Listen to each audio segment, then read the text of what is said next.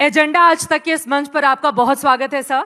और आजकल वैसे भी बीजेपी के बहुत तेज तर्रार नेता देश भर में धूम मचाए हुए हैं, लेकिन सबसे ज्यादा डिमांड अगर किसी की हो रही है, चाहे चुनाव प्रचार हो, चाहे भाषणों की बात हो, या फिर टीवी चैनल पर भी दिखने वाले बड़े नेताओं मुख्यमंत्रियों में से आपका नाम सबसे आगे आ रहा है। और अब 3 राज्यों में शानदार चुनावी जीत आप लोगों ने हासिल की है, तो कैसा महसूस कर रहे हैं? और हिंदू हृदय सम्राट के तौर पर ऐसा लग रहा है हिमंता बिश्व शर्मा आगे बढ़ रहे हैं, क्या है एजेंडा इसके पीछे का आपका? अभी तो हम कुछ महसूस नहीं कर रहा हूँ। सेमीफाइनल जीत लिया, फाइनल जीतना है, वही सोच रहा हूँ, और आगे और पीछे अभी कुछ नहीं सोच रहा हूँ। कल आप दोनों ही राज्यों में पहुंचे हुए थे, वहां पर मुख्यमंत्रियों का जब शपथ ग्रहण समारोह हो रहा था, चेहरे की जो खुशी थी वो बता रही थी कि 2024 अब बहुत ज्यादा मुश्किल नहीं है।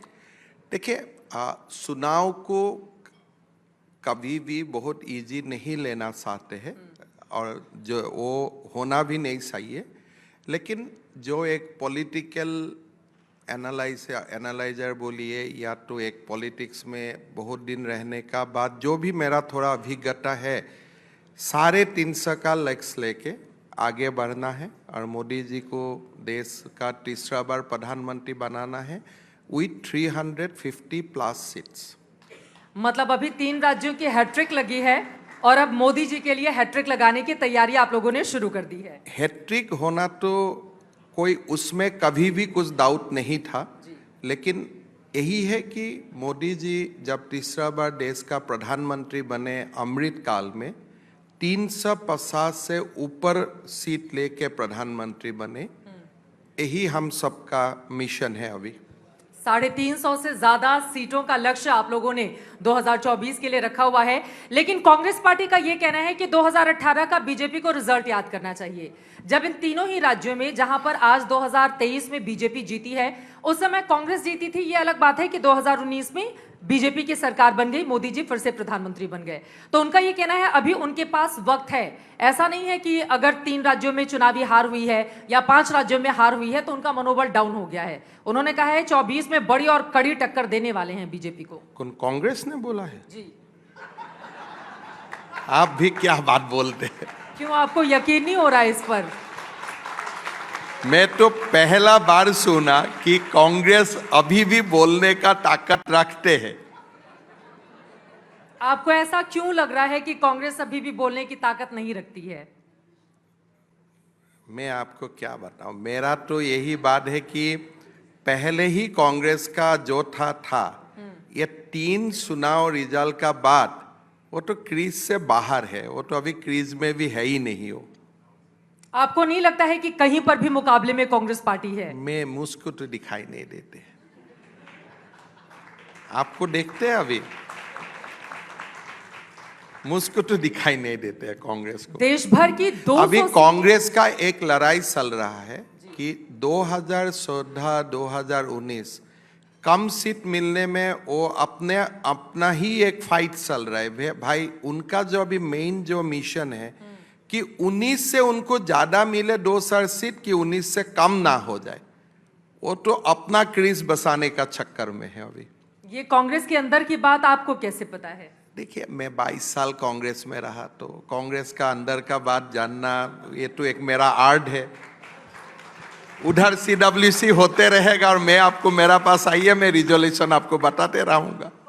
लेकिन देश भर में 200 से ज्यादा ऐसी सीटें हैं जहां पर बीजेपी और कांग्रेस के बीच आपस का मुकाबला होता है। वो नहीं, 200 ऐसा सीट है जो 200 सीट में कांग्रेस को बीजेपी का हाथ में सीधा हारना है, ऐसा ही सीट है, कोई मुकाबला वाला सीट नहीं है। दूसरा सीट में बीजेपी का हाथ में आरजेडी हारेगा, दूसरा सीट में बीजेपी का हाथ में समाजवादी हारेगा, लेकिन 200 ऐसा सीट है जो सीट में बीजेपी का हाथ से कांग्रेस को हारना है।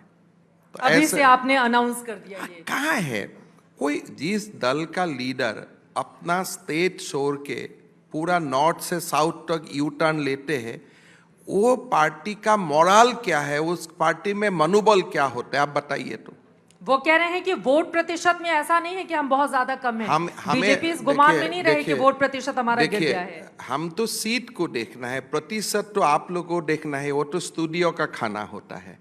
चुनाव का दिन जो स्टूडियो में आप लोग को डिस्कस करना है ना, उसमें आप लोग प्रतिशत का काउंटिंग करते हैं।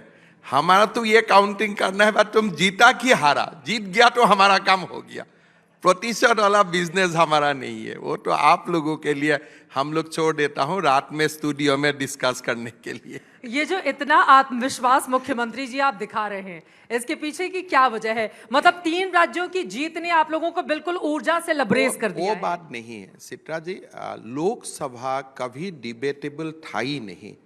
मैं भी मानता हूं कि स्टेट का जब चुनाव होता है, जहां नरेंद्र मोदी जी नहीं लड़ता है, स्टेट में आज भी चैलेंजेस है स्टेट का चुनाव में, लेकिन लोकसभा का चुनाव में ना 3 स्टेट का पहले कोई चैलेंज था या अभी भी चैलेंज है। जब मोदी जी का सामने कौन है, पहले आपको तो वो नाम लेना पड़ेगा। आज भी अगर आप बोलते हैं कि फलाना स्टेट में स्टेट इलेक्शन है, मैं आपको इतना कॉन्फिडेंटली नहीं बोलूंगा because I am in politics. लेकिन जब नेशनल चुनाव आते हैं, पार्लियामेंट चुनाव आते हैं, मोदी जी को टक्कर देने वाला, मोदी जी का सामने कौन है, वो व्यक्ति का तो नाम आप बताइए, फिर आप कंपेयर कीजिए। बार बार ये सवाल जब इंडिया गठबंधन के साथियों से पूछा जाता है, कल यहीं पर अखिलेश यादव पूर्व सीएम उत्तर प्रदेश के बैठे हुए थे, उन्होंने कहा कि पहले तो हमारा एजेंडा इनको हराना है, प्राइम मिनिस्टर तो बाद में डिसाइड हो जाएगा हमारा। वही बात है, आपको बैट्समैन का आपको विकेट लेना है, लेकिन बॉलर का नाम आपका मालूम नहीं है कि बॉल कौन करेगा। आप बोलते हैं मेरा एजेंडा तेंदुलकर को आउट करना है, लेकिन बॉलिंग कौन करेगा भाई, बॉलर का तो नाम बताओ। वो नाम नहीं है, वो नाम चुनाव का बाद तैयार होगा। अगर कोई लोग बोलते हैं मैच का बाद में फिक्स करूंगा बॉलिंग कौन करेगा बैट्समैन को, तो ऐसे थोड़े होते हैं। वो बताते हैं हमारे पास बहुत सारे नेता हैं। प्रॉब्लम वही है, लेकिन बॉल तो एक ही को करना है ना। आपका पास नेता तो बहुत है, मैं तो टीवी में हर दिन देखता हूं, एक ना एक नेता आते ही रहता है। बीजेपी का पास एक नेता है, आपका पास 100 नेता है, वो तो मैं मानता हूं। उसमें तो कोई पर दुर्योधन भी वही बोलता था ना कि हम लोग 100 भाई है। तो प्रॉब्लम तो नहीं है, आपका पास नंबर है, मैं मानता हूं नेता का नंबर आपका पास बहुत है। दुर्योधन आप किसको बोल रहे हैं? नहीं, मैं आपको यही बोलता हूं कि जब दुर्योधन को बोला, जब ये डिबेट हुआ कि आप सकेगा, भाई मैं 100 भाई हूं, मैं क्यों नहीं सकूंगा। तो अपोजिशन का ही है, हम लोग इतना लीडर हूं, अखिलेश यादव से लेकर लीडर का तो कोई कमी नहीं है, और सबसे बड़ा लीडर राहुल जी तो है ही, तो लीडर का तो कोई कमी नहीं है। लेकिन मोदी जी का सामने बॉलिंग कौन करेगा, वो व्यक्ति का नाम बताओ ना। राहुल गांधी कांग्रेस पार्टी के यकीनन बड़े लीडर हैं, और उनको लेकर भी चुनावी मैदान में ये तेलंगाना में तो खैर उसको जीत मिली और शानदार जीत मिली। उत्तर दक्षिण का भी एक विवाद इसी के साथ पैदा हो गया विवाद होते हैं उत्तर दक्षिण का। दक्षिण में मोदी जी को बहुत ज्यादा सीटें मिलेगा, कर्नाटक, तेलंगाना, आंध्र प्रदेश में। ये डिबेट, एक खाना चाहिए तो एक खाना 1 महीना के लिए मिल गया, लोकसभा का बाद वो खाना भी खत्म हो जाएगा। राहुल गांधी बड़े आपके फेवरेट सब्जेक्ट हैं, जब भी उन पे सवाल पूछो, और अभी हाल ही में मैं देख रही थी सितंबर महीने में आपने कहा था कि कई बार मन होता है मैं मोदी जी से कहूं कि एक चंद्रयान में गांधी परिवार के लोगों को बिठाकर और कहीं और देश का बहुत समस्या समाधान हो जाएगा तुरंत। ऐसा अगर फैसिलिटी दे देते हैं तो देश का बहुत समस्या तुरंत ही समाधान हो जाएगा। कहाँ ले जाने की बात करते हैं? संड्रमा में। मैं ऐसे, आपने मेरा भाषण का बात बोला, हाँ, मैं भाषण का बात बोल रहा हूं। तो आपको लग रहा है कि देश की बहुत सारी समस्याओं का बहुत सारा समस्या, कैसी समस्याएं? ये तुष्टीकरण का राजनीति बोले, हमारे जो समस्या देश का सामने है, सारा समस्या एक एक करके। कल तो गृह मंत्री जी ने सदन में बताया कैसे कश्मीर का समस्या उन्होंने शुरू किया, पीओके का समस्या, कश्मीर का समस्या, तुष्टीकरण का समस्या, सारे समस्या गांधी परिवार को थोड़ा वीआरएस दे दीजिए, अपने आप समाधान हो जाते हैं। ठीक है, यहां पर आप वीआरएस देने की बात कर रहे हैं गांधी परिवार को। राहुल गांधी की ओर से गृह मंत्री अमित शाह के भाषण पर आंसर किया गया है और उनका ये कहना है कि बीजेपी के लोग झूठ बोल रहे हैं, नेहरू जी तो जेल में रहे और उन्होंने देश के लिए संघर्ष किया है। इसको आप कैसे इग्नोर कर सकते हैं? अरे नेहरू जी भी जेल में रहे, गांधी जी भी जेल में रहे। जेल का तो इशू नहीं है ना, जेल का बाद वाला इशू है। ये जो अभी धीराज साहू आप देख रहे हैं ना, उड़ीसा में सांसद, उनका पिताजी भी जेल में थे फ्रीडम मूवमेंट का समय। तो मसला फ्रीडम मूवमेंट में कौन जेल में था वो नहीं है। आप जेल में निकालने का बाद पटेल जी का जगह में आपको बैठने का मौका मिला प्रधानमंत्री, फिर आप देश के लिए क्या किया, डिबेट उधर से शुरू होता है। फ्रीडम मूवमेंट का समय में तो डिबेट नहीं है, डिबेट बाद में होता है। और ये एक राहुल जी का ये भी एक गलत बात है, जैसे वो बताते हैं नेहरू जेल में था, क्या वल्लभ भाई पटेल जेल में नहीं था, गोपीनाथ बरदलोई जेल में नहीं था, सुभाष बोसो जेल में नहीं था? तो उनका खाली उनका नाना का याद है, हमारा सारे लोगों का याद हमारा है। डिफरेंस वही है ना। ठीक है, लेकिन राहुल गांधी फिर से जोशो खरोश के साथ चुनावी मैदान में, कांग्रेस पार्टी हार मानने को तैयार नहीं है। उनके ट्वीट देख लीजिए, सोशल मीडिया अकाउंट देख लीजिए, कई मुद्दों पर आप लोगों पर हमलावर हैं। सोशल मीडिया उनका काउंट देखिए, खाली सोशल मीडिया में काउंट करने वाला लोगों का एक आप रिसर्च टीम बैठा दीजिए, सबका एक ही आप फॉलोअर देखेगा, एक ही फॉलोइंग देखेगा।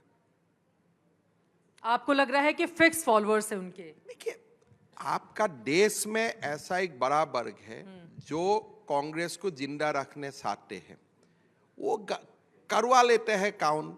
तो मेरा मानना है राहुल जी, आप सोशल मीडिया में आप काउंट कीजिए, हम ईवीएम में काउंट करेगा। आपका काउंट सोशल मीडिया में होने दीजिए, हमारा काउंट ईवीएम में होने। ईवीएम को लेकर भी सवाल खड़े कर रहे हैं। अरे वो तो सारे, आप चुनाव हारने का बात, वो तो तेलंगाना का सीएम को रिजाइन करवा ले, फिर हल्ला करे। एक ही साथ चुनाव हुआ, एक ही ईवीएम का इस्तेमाल हुआ, तो कोई भी कांग्रेस का नेता ईवीएम पर क्वेश्चन लाने का पहले तेलंगाना का सीएम को बोलना पड़ेगा कि नहीं पड़ेगा कि आप ऑन मॉरल ग्राउंड आप रिजाइन कर दीजिए। उन्होंने तो रिजाइन नहीं किया है, तो इशू ही नहीं है। तो दिग्विजय सिंह ऐसा क्यों बोल रहे हैं मध्य प्रदेश को लेकर? देखिए भाई, चुनाव हारने का बात तो आप इतना तो प्रीमियम देना पड़ेगा, थोड़ा तो कुछ बोलना है। वो तो भाई, हम भी हारेगा तो हम भी कुछ बोलेगा, इसका कारण हार गया, उसका कारण हार गया। इतना तो आप पॉलिटिशियन को तो इतना तो सिंपैथी दिखाइए ना। अब इतनी सहानुभूति आप दिखा ही रहे हैं, तो बता दीजिए कि कांग्रेस पार्टी इतनी बुरी तरह से चुनाव क्यों हारी, जबकि दो राज्यों को लेकर कांग्रेस को इसलिए हारा है कि, इसलिए एक बात है, कांग्रेस हमेशा डिस्कनेक्ट रहते हैं। कांग्रेस का कोई भारत का राजनीति को सोचने का या आगे बढ़ने का अभी कोई उनका समझने वाला व्यक्ति नहीं है। जहां जहां थोड़ा हमारा सरकार थोड़ा स्पेस आ जाता है, वो स्पेस कोई भी अपोजिशन को मिलते हैं, लेकिन लोग कांग्रेस को वोट देते हैं ऐसे नहीं देते हैं। कभी कभी हमारा ऊपर नाराज होते हैं तो हमारा खिलाफ वोट देते हैं, लेकिन मैं आज तक बात करके मेरा ये नहीं लगता है कि लोग कांग्रेस को कहीं भी पॉजिटिव वोट देते हैं। एक थोड़ा बहुत एक वर्ग होता है कांग्रेस को वोट देने वाला, बट खास करके वो नहीं रहा। अभी कहाँ कांग्रेस है। आप कांग्रेस पार्टी को इस तरह से खारिज कर रहे हैं, लेकिन लालू प्रसाद यादव बार बार राहुल गांधी का नाम लेते हैं, बाकी के भी इंडिया अलायंस के जितने भी लोग हैं। अगर बीजेपी के सामने इंडिया अलायंस का एक उम्मीदवार खड़ा होता है देश भर में, तो फिर तो आप लोगों के लिए मुश्किल हो जाएगी ना। इंडिया अलायंस क्या चीज है? इंडिया से तो इंडिया खत्म हो गया, फिर अलायंस होने से क्या? इंडिया का लास्ट ए वर्ड ही तो अलायंस है। तो फिर इंडिया अलायंस बोलने से तो इंडिया का पीछे डबल ए लग जाएगा। तो मतलब आप ये कह रहे हैं कि इंडिया अलायंस बोलूंगा? नहीं, आप देखिए, आपका हाथ में इतना बड़ा यूपी अलायंस था, फिर आप इंडिया अलायंस क्यों बना? इसका ऊपर भी तो एक इंक्वायरी होना चाहिए ना।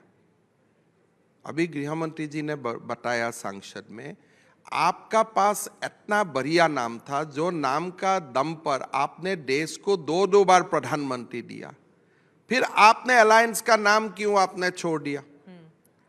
मतलब आपको ड्रेस सेंस करके पब्लिक का पास आपको जाना है हर बार जी। लेकिन इंडिया तो अभी क्या 1947 का इंडिया है क्या? 1952 का इंडिया है क्या? वो तो नहीं है। लोग तो समझते हैं ये कोई अलायंस नहीं है, ऐसा ही है।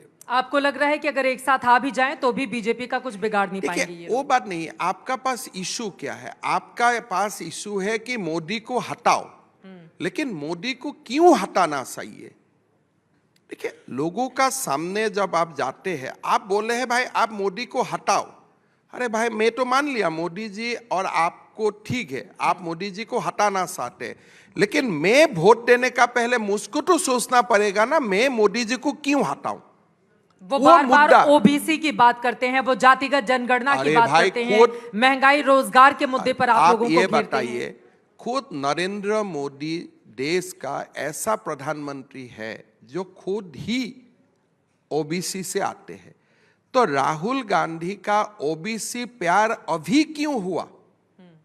आप जो शासन में था तब आप ओबीसी के लिए क्यों नहीं सोचते हो? ओबीसी लोगों का तो मन में यही प्रश्न होता है ना कि तुम्हारा दादा प्रधानमंत्री रहे, तुम्हारा नानी प्रधानमंत्री रहे, तुम्हारा मां बिना प्रधानमंत्री देश को चलाया, तब तो ओबीसी का बारे में आपने कभी सोचा नहीं है। अभी क्यों सोच रहे?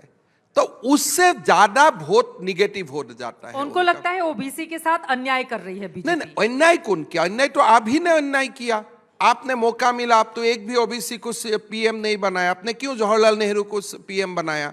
क्यों ओबीसी को नहीं बनाया? आपने इंदिरा गांधी को क्यों पीएम बनाया? आपने क्यों ओबीसी को नहीं बनाया? आपने राजीव गांधी को क्यों पीएम बनाया? आपने क्यों ओबीसी को नहीं बनाया? आपने सोनिया गांधी को यूपीए का अध्यक्ष का क्यों बनाया? आपने क्यों ओबीसी को नहीं बनाया? और जर्नलिस्ट को पूछते हैं भाई आपका बीच में कौन कौन ओबीसी है बताओ। मैं तो ये पूछना चाहता हूं भाई कांग्रेसियों, आपने देश को जितना प्रधानमंत्री दिया, इसमें आप एक ओबीसी को क्यों प्रधानमंत्री नहीं दिया? अभी भी दम है कांग्रेस को कि राहुल गांधी पीएम कैंडिडेट नहीं, हमारा फलाना ओबीसी लीडर पीएम का कैंडिडेट है, मेरा कुर्सी प्रोटेक्ट रहेगा और बाकी बीजेपी को मैं ज्ञान दूंगा। अरे बीजेपी ने जब भी मौका मिला, बीजेपी ने हमेशा सीएम से लेकर अभी भी ट्राइबल चीफ मिनिस्टर किसने बनाया? छत्तीसगढ़ में। तो ये बीजेपी का भाई, हमारा देश में जाति तो दो तीन ही जाति है, महिलाओं का जाति है, एक महिला जाति है, युवा जाति है, सारे हैं। लेकिन आपने ओबीसी का बात उठाते हो, लेकिन आपने देश का एक भी प्रधानमंत्री ओबीसी नहीं बनाया। अभी आप जाके राहुल गांधी बताओ कि इंदिरा गांधी को प्रधानमंत्री बनाना हमारा गलती था, हमने एक ओबीसी को बनाना चाहिए था। क्या आप ये बात उनका मुंह से निकाल सकते हो? लेकिन ज्यादा स्मार्ट नहीं बनना चाहिए। कौन बन रहा है ज्यादा? नहीं, राहुल गांधी जितना स्मार्ट होना चाहिए उतना ही स्मार्ट बनना चाहिए। तुम्हारा आपका मां बिना ओबीसी देश चला सकते हैं, आपका नाना बिना ओबीसी देश चला सकते हैं, और अभी चुनाव का समय आपका ओबीसी का याद आ गया। आप राहुल गांधी को कह रहे हैं कि वो ज्यादा स्मार्ट बनने की कोशिश ना करें। जरूरत नहीं है, ऐसा नहीं सोचना चाहिए कि ओबीसी का बेटा बेटी डॉक्टर नहीं है, इंजीनियर नहीं है, उनका बीच में पॉलिटिकल कॉन्शियसनेस नहीं है। कांग्रेस ने इतना पाप करके रखा है, आप जब तक ये खोलेगा आपका ऊपर ही पड़ेगा। कांग्रेस अगर देश को पास प्रधानमंत्री दिए है, 7 साल तक राज किए है, तो कौन सा ओबीसी को आपने प्रधानमंत्री बनाया? आप बोलिए, आप क्यों ये सब ऐसे बोलते रहते हो? और जातिगत जनगणना, अरे जिसके करे ना, मुद्दे को हम भी लगातार उठाते हैं असम में राहुल जातिगत जनगणना लगा दिया हूं। हम भी असम में जातिगत जनगणना शुरू किया कि मुस्लिम समाज में कितना जातियां है, उसका जनगणना मैंने शुरू कर दिया असम में। कि जाति का जनगणना खाली हिंदू का बीच में होना चाहिए क्या? मुसलमान में भी तो जाति है।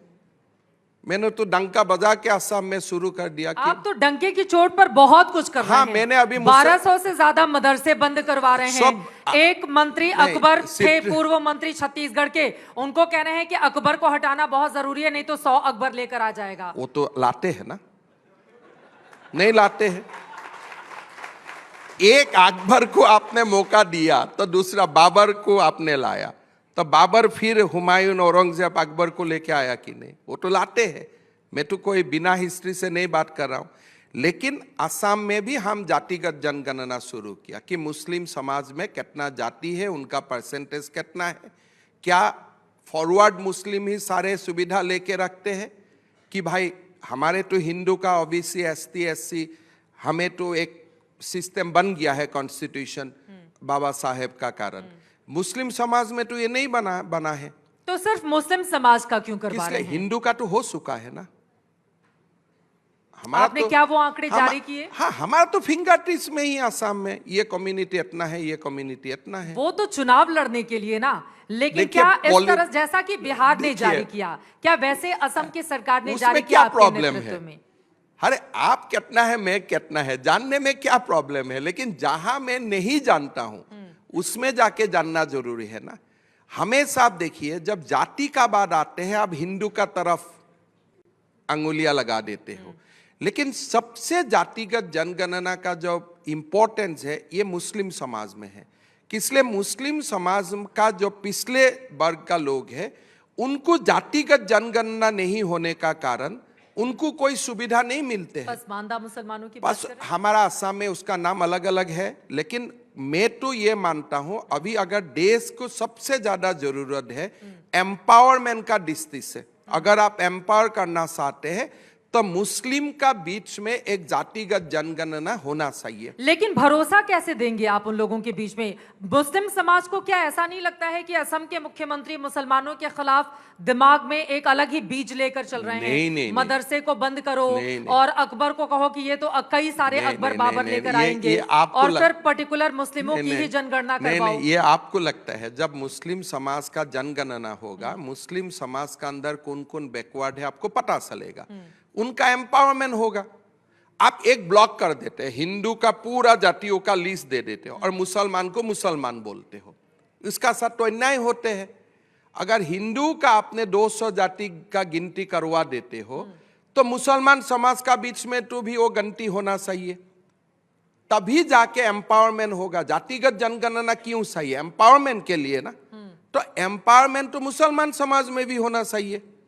तो मुसलमानों की जनगणना आप करवा रहे हैं, हिंदुओं का आप कह रहे हैं कि उंगली पे रटा हुआ है। हाँ, मेरा तो असम का उंगली में है। कितना हमारा ओबीसी का कौन सा कम्युनिटी कितना है, कभी हम आपको 2 मिनट में मैं आपको व्हाट्सएप कर दूंगा, आप देख लीजिए। लेकिन वो तो लोगों को नहीं पता है ना, जो लोगों को आपकी ही बता उंगलियों पर दूंगा। आंकड़ा है वो लोगों को नहीं पता को है। ही बता दूंगा, उसमें क्या प्रॉब्लम है? हम ही 2 भाई है, 2 भाई का कितना घर में किसका कितना फैमिली है वही बताना है। देखिए आप ये हिंदू आपके भाई, फिर मुसलमान क्या हुए? नहीं, मुसलमान बड़ा भाई है, उनका एम्पावरमेंट के लिए ज्यादा कोशिश होना चाहिए। आप देखिए, हिंदू का जब जनगणना का बात बोलते हैं तो उनका साथ आप ऐसे दिखाते हो कि उससे आप बहुत बड़ा कुछ हासिल करने वाला है। नहीं, अभी भारत में हिंदू जाग चुका है, हिंदू जानते हैं कि हम एक है, हमारा 2 भाई है, हम देख लूंगा हम कितना कहाँ है। वो वाला राहुल गांधी जो स्मार्ट दिखाता है ना कि मैं हिंदू को बात दूंगा, जनगणना का बात बोलते, मध्य प्रदेश में उल्टा पड़ गया, राजस्थान में उल्टे पड़ गया। इसलिए जब राहुल गांधी बोलते हैं ओबीसी का जनगणना होता है, लोग को फंडामेंटली सोचता है इसका पीछे कोई राज होगा, नहीं तो ये क्यों अचानक बोलना शुरू किया, कोई लेफ्टिस्ट ने इसको सिखवा दिया होगा, चलो अभी इसको चलाओ।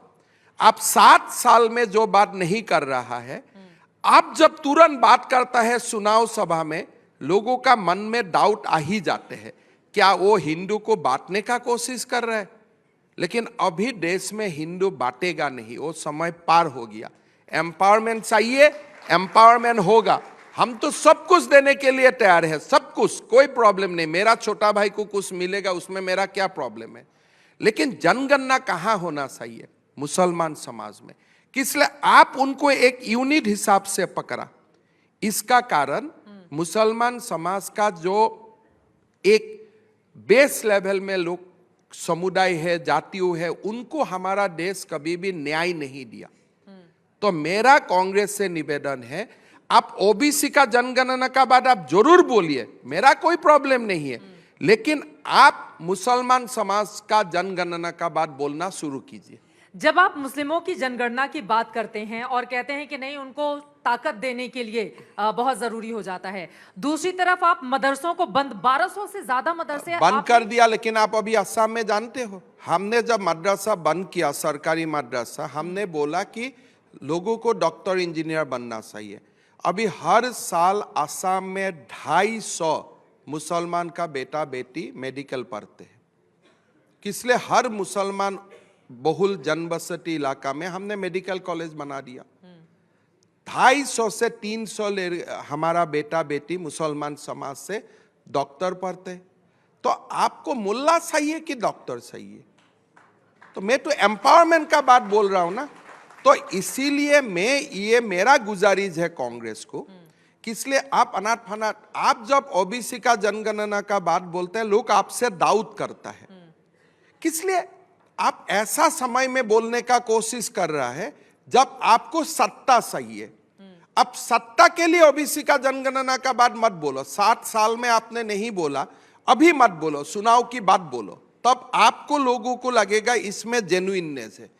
ये लोकसभा चुनाव जाने दीजिए, फिर आप ओबीसी का जनगणना का बात शुरू कीजिए। लोगों को लगेगा ये हिंदू को बांटने का षड्यंत्र नहीं है, कांग्रेस का इसमें नियत ठीक है। मतलब आप उनको 2029 की तैयारी के लिए बोल रहे हैं? चलो ना, जो करे करे, हमारे 29 से कोई प्रॉब्लम नहीं है। हमारा वो चुनाव का ईयर मन याद रख में हम कुछ काम नहीं करता हूं। लेकिन मोदी जी 2-3 साल से बार बार बोल रहा है कि हमारे जो पसमंदिया मुसलमान हैं ये लोगों को न्याय मिलना चाहिए। सबसे अगर आज देश को जरूरत है मुसलमान समाज का अंदर जातिगत जनगणना का जरूरत है। आप मुसलमान को एक ब्लॉक मानते हैं, इसका कारण देश का मुसलमान न्याय नहीं मिल रहा है। आप उनका जनगणना करो, उससे आपका फायदा होगा। तो बाकी भी बीजेपी शासित राज्यों के मुख्यमंत्रियों से भी आपने कहा है कि मुसलमानों की जनगणना करवाइए। देखिए, मैं तो कोई बोलने का मेरा अधिकार नहीं है, लेकिन असम में मैं मुसलमान समाज में जनगणना शुरू किया हूं, ये स्टेट का अधिकार है। और ओबीसी का भी जनगणना जो बिहार में हुआ, कैसे हुआ? जब बीजेपी सरकार में था तभी तो हुआ ना, कांग्रेस ने तो कुछ नहीं किया। तो ये राहुल गांधी का एक आदत है, जब बाजार में कुछ चलता है जब फट करके वो कैप्चर करने का कोशिश करता है। अरे आपने ये बात थोड़ा आप पूछिए ना, आप कभी राहुल जी को पूछिए कि आप इंदिरा जी का जगह में क्यों एक ओबीसी को देश का प्रधानमंत्री नहीं किया? राजीव गांधी का जगह में आपने एक ओबीसी का देश का प्रधानमंत्री क्यों नहीं किया? ठीक है, जब इंटरव्यू लेने का मौका मिलेगा तो ये वो सवाल तो आपका पास आएगा नहीं, आपको बॉयकॉट कर देगा पूछने से, फिर आपका प्रॉब्लम हो जाएगा, तो आपका पास आएगा नहीं। लेकिन जातिगत जनगणना मुसलमान समाज में होने से देश का एक शोषित वंचित वर्ग को न्याय मिलेगा। ये मेरा अपना हमें मानना है। बायकॉट करते रहे, पत्रकारों का काम है सवाल पूछना, जहां पर आपका बायकॉट किया पास आएगा जाएगा ही नहीं हम ना, सवाल वहां पर भी लेकर जाएंगे। लेकिन मैं देखिए, बिहार में तो जातिगत जनगणना का आप समर्थन कर देते हैं, बाकी राज्यों में फिर क्यों नहीं बीजेपी करवा लेती है जातिगत जनगणना? अभी आप श्रेय ले रहे हैं बिहार का। देखिए, जातिगत जनगणना करते रहे वो कोई इशू ही नहीं है, इसलिए हमको तो न्याय देना है माताओं का, युवाओं का, अनएम्प्लॉयड यूथ का, ये तो चलते रहेगा, उसमें कोई दिक्कत नहीं। अपना अपना स्टेट अपने अपने निर्णय लेते रहेगा। लेकिन मेरा जो अभी असम में, जो मैं असम का सीएम का हिसाब से बोल रहा हूं, हमारा वहां कोई डिमांड ही नहीं है कि आप ये जनगणना कीजिए। हमारा वहां उल्टा डिमांड है मुसलमान समाज से कि हमारा बीच में जनगणना कीजिए। सीए एनआरसी को लेकर कहां तक बढ़ी है बीजेपी? ठीक ठाक चलते रहेगा, सब कुछ ठंडा में होते जाएगा। कब तक चलता रहेगा? वो स्मूथली हो जाएगा। अब गृह मंत्री जी को पूछिए, तो बढ़िया से होते रहेगा। उनका विषय है, मैं उत्तर देना नहीं चाहता हूं। लेकिन सीए भी देश को चाहिए, देश को एनआरसी भी चाहिए, और मोदी जी इतना कर रहा है तो ये भी करेगा। यूसीसी को लेकर उत्तराखंड सरकार आगे बढ़ी है, खबर है कि जनवरी के महीने में वो लेकर विशेष सत्र बुलाने वाली है और उसको लेकर आगे बढ़ेगी। तो आपकी असम सरकार की क्या प्लानिंग है? यूसीसी का मामला में गुजरात और उत्तराखंड आगे बढ़ चुका है, तो हम दोनों का कानून देखने का बाद हम लोग निर्णय लेगा। लेकिन असम में पॉलीगेमी को बैन करते हुए हम फरवरी में कानून पास करूंगा। फरवरी में आप? फरवरी में असम का कानून तैयार हो चुका है। फरवरी महीना में असम असेंबली कानून पास कर लेगा कि असम में पॉलीगेमी बंद हो जाएगा। एक पुरुष को एक ही विवाह करना पड़ेगा, लीगल डिवोर्स जब तक नहीं होते। और ये आप फरवरी में पास करने जा रहे हैं? 4 फरवरी को हम लोग पास कर रहे हैं। पूरी इसकी प्लानिंग तैयार कर ली गई है? सब हो गया है, पब्लिक कंसल्टेशन हो गया, मुसलमान समाज से बहुत सपोर्ट मुझको मिला है। सपोर्ट मिल रहा है? बहुत जबरदस्त सपोर्ट मिला है मुसलमान माता और बहनों से। और इवन पुरुष से भी बोलता है नहीं इसको बंद करिए। तो अभी फरवरी महीना में हमने पॉलीगेमी को बंद करते हुए कानून पास करूंगा। This is part of UCC, but पूरा यूसीसी जब गुजरात और उत्तराखंड में आ जाएगा उसका बाद हम लोग इम्प्लीमेंट करूंगा, लेकिन ये वाला पार्ट हम लोग फरवरी में करने जा रहे हैं। समय हमें बता रहा है कि कार्यक्रम का समापन करना है। दो आखिरी सवाल आपसे। आपने शुरुआत में कहा कि कांग्रेस पार्टी के भीतर इस बात को लेकर संघर्ष है कि 14 और 19 से कम ज्यादा सीटें इस बार मिले। तो 14 में मिली थी 44, 19 में मिली थी 52। इस बार आपको क्या नजर आता है? 22 सालों का आपका कांग्रेस मेरा का लगता है राहुल गांधी का उम्र जितना है इतना ही सीट मिलेगा। आपका उम्र बढ़ते रहेगा, एक साल एक सीट ज्यादा मिलते रहेगा। भारतीय जनता पार्टी कौन से 3 मुद्दों पर चुनावी मैदान में जाएगी जिसके बाद आपको लगता है कि 350 सीटें पार हो जाएंगी? मोदी जी का नेतृत्व, भारत विश्व गुरु बने, और उससे ज्यादा आपको क्या मुद्दा सही है? नरेंद्र मोदी के बारे में आप अपना अनुभव, क्या चीज सीखते हैं और किस तरह की चुनौतियां? सुनने में आता है कि मुख्यमंत्रियों के साथ एक महीने के अंतराल पे लगातार 10-10 घंटे की मीटिंग होती है। देखिए, मैं परसों दिन मोदी जी को मिला था। मुझको जितना उन्होंने बताया वो याद करके करने से मुझको फिर 2 साल लग जाएगा, उनका इतना अनुभव है। तो बहुत ही हार्ड टास्क मास्टर है। तो इस बार जो बताया, मैं 3 महीना का बाद जब आऊँगा मुझको पूछेगा। और नरेंद्र मोदी जी का एक बहुत ही बड़ा इम्पोर्टेंट जो बात मैंने सीखा, आप चुनाव का पहले मिलो बाद में मिलो, कभी पॉलिटिक्स का बात हमारा साथ नहीं करेगा। He will never discuss politics. एकदम immediately he will start with the state issues, statecraft. कभी भी, अभी भी चुनाव का बाद में भी मुझको मिलने का मौका मिला, चुनाव का पहले भी। बट वो व्यक्ति अभी he is in that stage of life, he doesn't discuss politics, he only discuss India.